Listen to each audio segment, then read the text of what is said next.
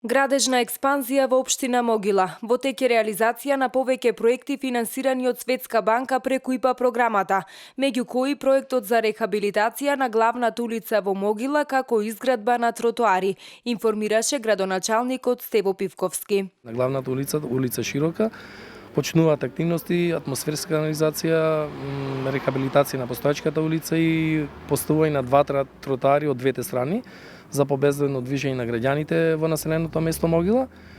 И уште неколку населени места со овој проект ќе бидат фатени, тоа се местата Радобор, Дедебалци и Вањевци, каде што мислам дека до крајот на октомври ќе завршиме оваа активност.